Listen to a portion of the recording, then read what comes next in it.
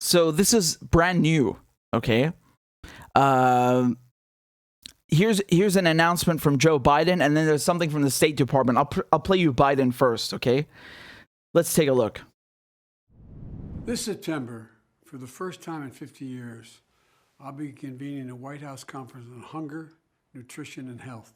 We'll bring together anti-hunger and nutrition advocates, food companies, local and state governments, tribal and territory communities to lay out our plan to combat hunger and improve nutrition for every American.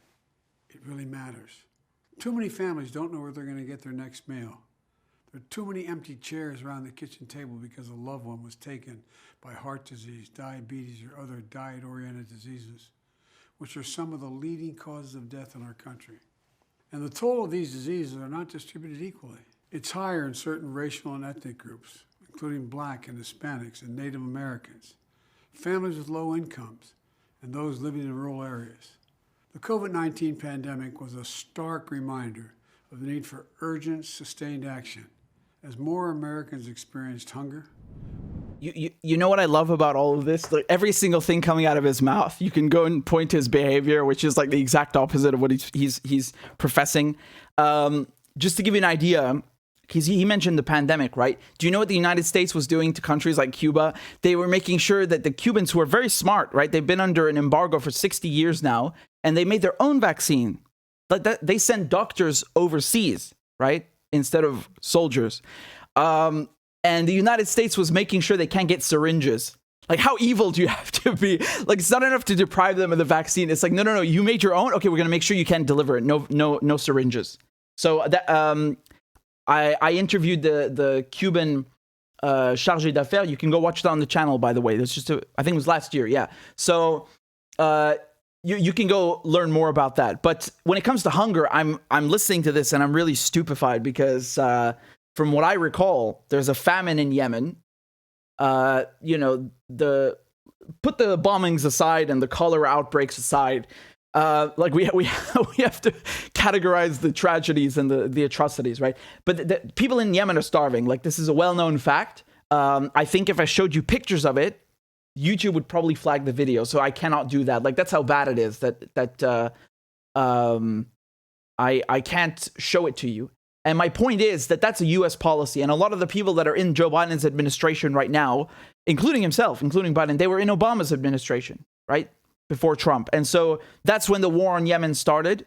And of course, you might be thinking, well, that's not the United States. It is the United States because it's Saudi Arabia with the Saudi-led coalition, which includes the United Arab Emirates, and is being bankrolled and is being armed, right, by the US, by the UK. They are the ones providing the weapons for this war. So whether you want to attribute the famine to that, the bombings to that, the siege to that, it's all related because you have to have a capable military and weapons to do all of these things. And they come from the United States. The United States is making money from it at the very least, right? So to say that these people, they have nothing to do with that is absurd because they are very, very much guilty of everything that's happening in Yemen, just as much as the Saudis are and the Emirates are and so on. So to absolve them of that is particularly absurd. Another thing that I would point out, I pointed out a few minutes ago, the Caesar Act sanctions on Syria, right? So right now you have to queue up to get bread. I've never seen that in my life in Syria, but now that's a thing. And why is that a thing? Obviously the war is one reason, but the sanctions, that's also another reality of war, which people, they don't seem to understand, that sanctions are just as bad, if not worse, right? And you look at Joe Biden's policy towards Syria, it's no different than Trump. It's the exact same thing. As a matter of fact, I think in a lot of ways, Biden's administration are happy because of what Trump did, because he took all of these really, big decisions for them, and they don't have to take any of the blame. If there's any blame, no one in the media is going to blame them. On the contrary, they support this. But you get the idea. There's no controversy. So, for example, when Trump moves the U.S. embassy from Tel Aviv to Jerusalem, and he recognizes Jerusalem as Israel's capital, the Biden administration, they just look around. They're like, we're going to keep it there, and we don't take any of the flack. Right? That's just one example. And of course, the other one towards Syria is the Caesar Act sanctions. So this is the packet of sanctions that Trump imposed on Syria in June 2020. So Biden just continues all this stuff, And everybody, when they look at these things, say, well, Trump started that. Yeah, but who's in power now? It's Biden. He's continuing that. And this contributes to starving people, right? One of the biggest effects of sanctions is you starve the civilian population. I know they like to tell you that the sanctions are hurting the leadership or the politicians. That's rubbish. That's a joke. If that was true, then every time you put sanctions on a country, everything would work out. You could just get rid of the leader and it would be fine. That's not what happens. The civilians are suffering in the hopes, right? So the State Department, the Treasury, the White House, when they're starving people in Syria, their mentality is like, we hope that people in Syria suffer so much that they have enough. They've had enough at one point and they rise up and overthrow the government for us. Do you understand? That's the objective. And they know it doesn't work. It's never worked. It's never worked. Even in Iraq, they killed 500,000 children, right? Did anyone rise up against Saddam Hussein? No. And those were sanctions that were particularly brutal and have been against all countries. So the idea that this guy is anti-hunger, I'm struggling. And he's talking also about health. So I was covering the primary. I recall Joe Biden sitting there in an interview, really smug, and he was asked, "What would you do if Congress, by some miracle, they passed Medicare for all and they send it to your desk? What would you do?" He said, "I'd veto it." Wow. That's particularly evil, because usually the excuse that Democrats give is, well, there's no way to do this. Even if we forced a vote, no one would vote for it. And there's nothing we can do. And that's just the way it is. And it will never pass Congress, never mind get to the president's desk. And he's asked just a hypothetical, right? He didn't even bother lying. Biden's telling you straight up who he is. Screw you. I'm not giving you shit. That's who Biden is. He's a typical establishment figure. Don't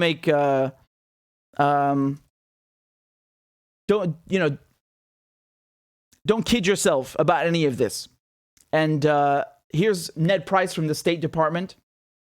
Already a critical concern due to the impacts of the climate crisis, the problem of food insecurity is now even more acute, as President Putin's war in Ukraine has put millions around the globe at risk. And addressing this issue is a top priority for the U.S. government. This morning, as you saw, the department announced the appointment of Dr. Carrie Fowler, a noted agriculturalist, as U.S. Special Envoy for Global Food Security. This is comedy, man. This is comedy. The United States starves so many people on Earth. I can't believe that they're actually saying this. How does this guy say this with a straight face? I can never do his job. I give him respect for that, like a little bit of credit that he can say that to a camera with a straight face. Wow. That is really funny. Amazing. Ambassador Thomas Greenfield announced the United States will launch a week of action to address food insecurity across the globe later this month, which will include a ministerial level meeting on May 18th at the UN in New York and an open debate in the UN Security Council about food insecurity in armed conflict the following day on May 19th. On March 24th, President Biden announced $1 billion towards additional humanitarian assistance for Ukraine and global food security. These funds will provide food, shelter, clean water, medical supplies, and other forms of assistance to those affected by Russia's invasion. President Biden has also committed $11 billion to support long-term food security priorities. Once approved by Congress, these funds will be used at home and abroad to support long-term efforts to bolster food security, enhance supply chain resilience, and provide humanitarian aid, including to those affected by this war. Look, man, I'm going to be very honest. This is very noble. I'm not being sarcastic. That's great. You know, if at face value, what he's saying is very noble. That's great. It's fine. It's a very honorable endeavor. My point is that you could avoid lots of people starving. Not everybody on Earth. You know, you can't just blame everything on Earth on the United States. It's not the way it works. But my point here is that a lot of countries are currently, right now, their populations are doing really badly because of the United States foreign policy. And you could also throw in their EU foreign policy because they go hand in hand. And my point is that instead of throwing billions to fix problems that are completely avoidable in the first place, just don't do this in the first place. Don't starve other countries. Or in the case of Ukraine, which you just mentioned, don't start wars with Russia that lead to people in Ukraine suffering. How many refugees now fled Ukraine? 5+, right? 5+ million. That's outside Ukraine. You have to consider people inside Ukraine. That's another figure, right, of people that have been internally displaced. So those are two different things, right? they never, like, no one discusses this. I feel like it's always, bomb now, ask questions later, or sanction now, ask questions later. And sometimes rarely those questions ever come. So my point is that we should maybe, as a species, try to avoid this destruction in the first place. That would be very, very good for everybody, very cost effective, very good to stop people suffering. And I feel like this is the rational thing to say. I don't know how anybody could disagree with what I'm saying right here. This is so basic that the sanctioning of other countries, which they call another way of calling them sanctions, is unilateral coercive measures, right? So it's a very nice way of saying bullying someone into doing something you like, and it's really what it is, right? These things are illegal under international law. That's number one. A lot of these sanctions that the U.S. have placed, that Donald Trump increased and Biden keeps, there's no difference, right? They're illegal. They're illegal under international law. And they are causing immense suffering and immense destruction, not just in terms of starving people, but the infrastructure of countries. You can't get replacement parts for medical equipment, airplanes, you name it. It screws every sector. And my point is just that, maybe they should avoid this destruction in the first place instead of coming here and throwing a few pennies, right? They make so much money for their friends. Just the other day, we saw $20 billion weapons, right, in weapons for Ukraine, and that's in addition to the other 800 million here and another 800 million there. It adds up, right? They got all this money to spend on weapons, but no foresight and no care, right, to stop the conflicts in the first place and not sanction people. I really hope the situation in Yemen gets better, because if you go look at the figures, it's really ridiculous. It's got like 80% of the population are living below the poverty line. In Syria, it's the same thing. And these are Western-made wars. There's no denying that at this point. A lot of senseless destruction, And the siege that's taking place right now against Yemen, the fuel blockade, you might be thinking, yeah, but that's just fuel. Yeah, but everything needs fuel. You need fuel in agriculture and industry and services. If you don't have fuel, everything goes down the drain, right? Everything becomes more expensive. You have inflation. Things just shut down simply.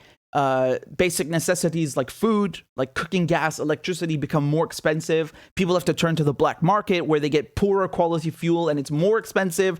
I mean, this is something that I reported on, by the way. So again, on Substack or on the YouTube channel right here, type in Yemen siege and you'll see my original investigative reporting with an Oxford economist from Yemen, Amir El-Tiba. And we went through all of this and broke this down. And this is, again, who is backing Saudi Arabia, who's giving them all this lovely fancy equipment to put this siege in place? It's the United States. And they know exactly what it's going towards. They know what Saudi Arabia is doing with this equipment. They are killing people in Yemen. They are starving them, bombing them, and making their lives hell.